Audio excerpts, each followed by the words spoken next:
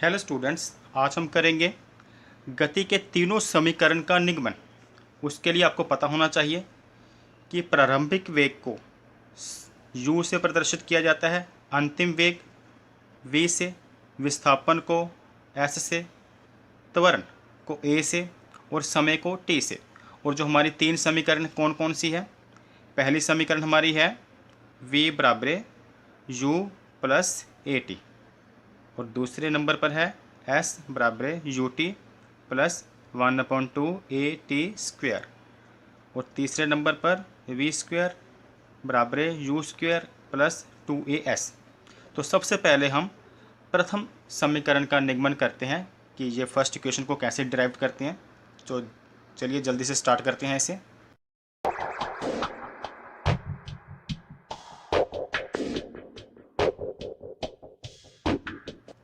हमारी प्रथम समीकरण है v बराबर u प्लस ए टी। तो ये हम त्वरण के फार्मूले से करेंगे। सबसे पहले त्वरण का क्या मतलब होता है? वेग में परिवर्तन और समयांतर। तो फॉर्मूला आपको पता होगा, मैं यहाँ पे लिख रहा हूँ। इसका फॉर्मूला होता है a equal v minus you upon T. वेग परिवर्तन यानी कि ये हमारा हो गया अंतिम वेग, ये आरंभिक वेग, और नीचे समय हमने t ले लिया, समय अंतर t, या t माइनस 0 ले सकते हो यहाँ पर। अब इसी फार्मूले के मदद से हमारा ये पूरा सम सोल्व होगा। तो कैसे करना हमने? ये वाली समीकरण हमने बनानी है इससे। तो क्या करेंगे? तो हम इसको लिख लेते हैं, ये वाला पोर्शन इधर, वो इधर। v minus you upon T बराबर हमने यहाँ पे लिख लिया a, और उसके बाद ये t उधर जाकर मल्टीप्लाई हो जाएगा a के साथ, त्वरण के साथ। ये जो समय है v माइनस यू बराबर ए टी, यानी कि ये t और a आपस में गुना हो गए। अब रहा u, हमारे टारगेट क्या है? हमने इस समीकरण को बनाना है। तो ये u हम उधर सेंड करेंगे, माइनस वाला u उधर जाके प्लस हो जाएगा, और हमारे पास पहली समीकरण का निगमन हो गया। ये u उधर जाकर प्लस का होगा, यानी कि u plus A T. Minus का u उधर सिंपल u यानी कि प्लस का u हो गया, ए टी पहले से उधर था। और ये जो प्रथम समीकरण थी ये आपकी तैयार हो गई है। अब चलते हैं दूसरी समीकरण की तरफ। अब हम कर रहे हैं दूसरी समीकरण, s बराबर U T plus 1/2 A T square. तो इसके लिए सबसे पहले हमें औसत वेग का फार्मूला पता होना चाहिए। औसत वेग, तो औसत वेग के लिए हम क्या करते होते हैं? जो आरंभिक वेग और अंतिम वेग को प्लस कर 2 से भाग कर देते हैं, यानी कि v प्लस यू बटे 2। चाहे तो ऐसे u प्लस v बटे 2 भी आप लिख सकते हैं। और हमें एक पता होना चाहिए कुल विस्थापन, क्योंकि यहाँ पर हम s विस्थापन निकाल रहे हैं। तो कुल विस्थापन का फार्मूला क्या है?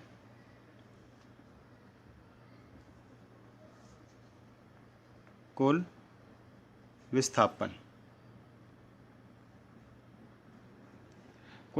का फार्मूला है औसत वेग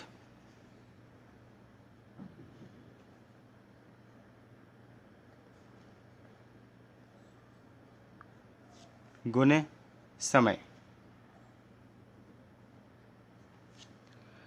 तो बस ये दो फार्मूले आपकी दूसरी समीकरण को हल करने में आपकी मदद करेंगे।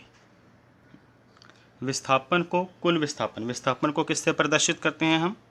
s के साथ। यहाँ पर बराबर, ये विस्थापन का s लिख लिया, बराबर का बराबर उतार लिया। औसत वेग यानी कि v प्लस यू, या फिर मैंने बोला था इसे आप u प्लस v लिख लें, एक ही बात है। और इसका गुने समय यानी कि समय को किससे प्रदर्शित किया जाता है? t के साथ। अब हम इन दोनों को आपस में गुने करने से पहले यहाँ पर v की वैल्यू लिखेंगे कि v की वैल्यू क्या आई थी। जब हमने पहली समीकरण हल की थी तो वहाँ से हमारी v की वैल्यू क्या आई थी, v का मान कितना आया था, u प्लस ए टी। तो आपने याद रखना ये u प्लस ए टी जो हमने पहली समीकरण हल की थी, v का मान u प्लस ए टी, वो हम यहाँ पर फिल करेंगे। इस वाले v की जगह पर हम फिल क्या करेंगे, u प्लस ए टी, यानी कि यहाँ पर।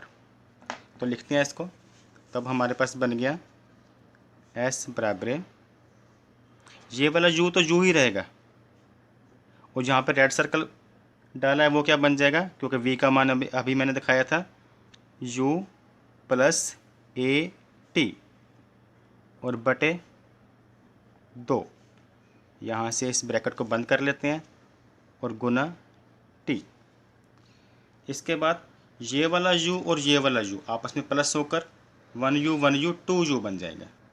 तो यहाँ पर लिखते हैं s बराबर है 1u, एक u और एक u 2u हो गए, ये वाला u प्लस करके 2u, 80 का 80 आ जाएगा, और नीचे बटे क्या आ गया 2, और गुना बाहर है t।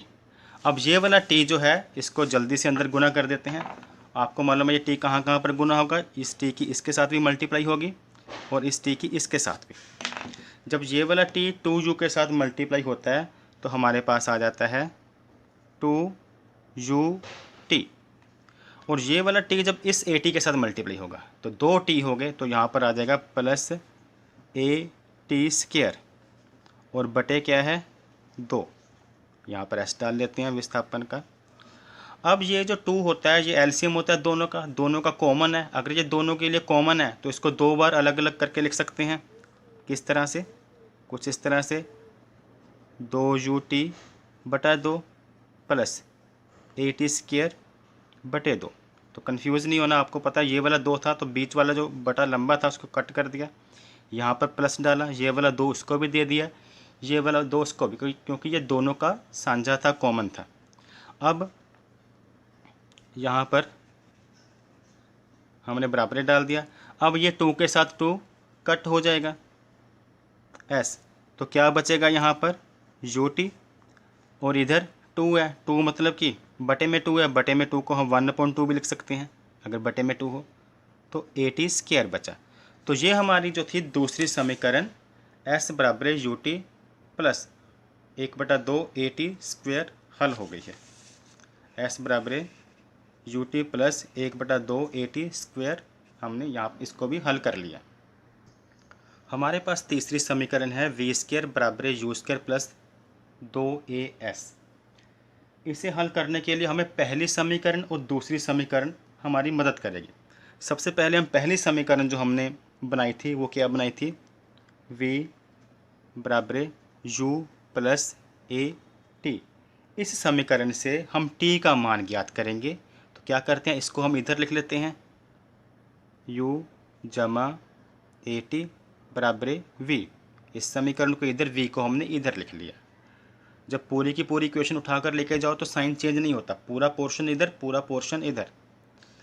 अब हमने इसमें t का मान निकालना, तो u उधर भेजेंगे तो आ जाएगा ए टी बराबर v माइनस u। अब t का मान निकालना, तो t को यहाँ पर रखेंगे और v माइनस u बटे आ गया a आ गया। तो यहाँ पर इसको नंबर दे देते हैं, नंबर 1। तो पहली समीकरण ने तो इस समीकरण बनाने में मदद की है कि हमने उसका t का मान निकाला है। अब दूसरी समीकरण हमारी कौन सी थी, दूसरी समीकरण जो इससे पहले हमने हल की है वो हमारे पास थी s बराबर ut और जमा 1/2 at², ये वाली थी। अब क्या करेंगे, इस समीकरण में ये t का मान भर देंगे, t का मान v minus u upon a ut plus 1/2 at² में। तो कहाँ कहाँ पर u का मान भर होगा, t का मान भरेंगे, एक तो यहाँ पर, एक ये t² में।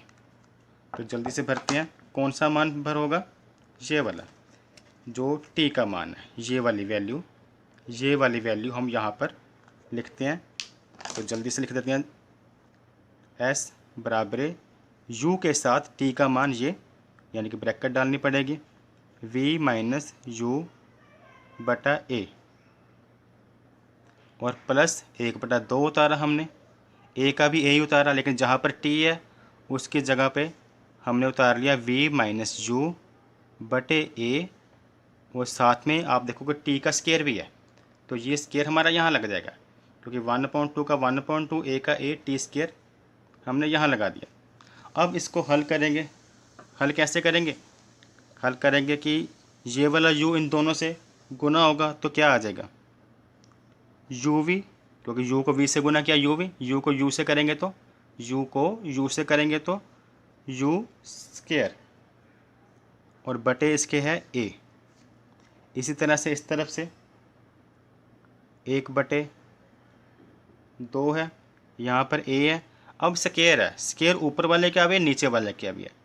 स्केयर है v माइनस यू का भी, तो यहाँ पर होल स्केयर का फार्मूला लगेगा। होल स्केयर का फार्मूला मतलब यहाँ पर हम लगाएंगे a square b square 2ab, यानी कि v square plus u square minus 2uv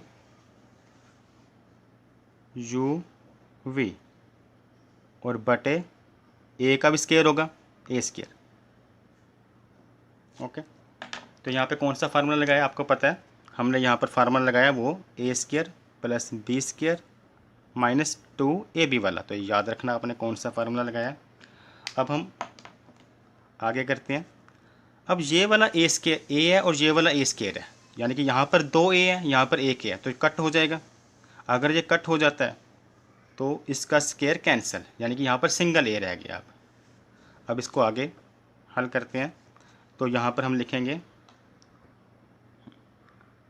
uv minus you square बटे a प्लस यहाँ पर हमारे पास है v square plus you square minus 2uv बटे ये 2 और a आपस में मल्टीप्लाई होकर यहाँ पर आ गया 2a। अब यहाँ पर हम एलसीएम लेते हैं। एलसीएम क्या आएगा? 2a और ये 2 वाला, क्योंकि यहाँ पर तो a है ना, हम कैसे करते हैं भाग? इसको इससे भाग करते हैं, 2 बचेगा ना कट कर, और जो आता है ऊपर मल्टीप्लाई कर देते हैं। तो यानी कि 2 ऊपर मल्टीप्लाई होगा तो 2uv माइनस 2u स्केयर, और यहाँ से 2a को 2a से भाग करेंगे 1 आएगा, 1 को ऊपर गुना करेंगे सभी वही अक्षर आ जाएंगे, v square plus you square minus 2uv।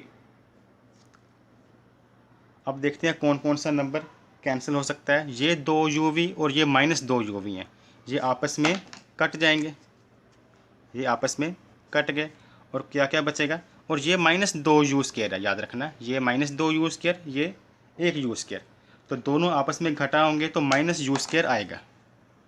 कहने का मतलब ये v स्केयर का तो v स्केयर आ गया, लेकिन जब ये दो आपस में घटाए हमने, ये दोनों, एक ये वाला एक ये वाला आपस में घटाए तो क्या आएगा? माइनस यू स्केयर, और बटे में क्या है? 2a, और यहाँ पर हमारा s चल रहा है, इसको यहाँ पर उतार देते हैं साथ साथ यहाँ पर। तो अब क्या होगा? ये इधर चला जाएगा तो क्या हो जाएगा? 2as और यहाँ पर v square minus you square. तो हमने ये वाली समीकरण सिद्ध करनी है, v स्केयर अकेला करना है, तो क्या करेंगे? ये यू स्केयर इधर भेज देंगे। अगर ये वाला यू स्केयर इधर आता है तो क्या होगा? प्लस हो जाएगा, 2as प्लस यू स्केयर और इधर v स्केयर। अब इसको अगर घुमा कर लिखें, ये वाला पोर्शन इधर ले आए तो ये v स्केयर बन गया, और ये उधर भेज दिया। हम यू स्केयर इसमें पहले लिख लेते हैं प्लस 2as, क्योंकि 2as प्लस यू या u प्लस 2as एक ही बात है। तो इस तरह से हमारी जो तीसरी समीकरण है यह भी हल हो गई है। v स्केयर बराबर यू स्केयर प्लस 2as। अगर आपको यह वीडियो पसंद आई हो तो इसे लाइक करना ना भूलें। Thanks for watching.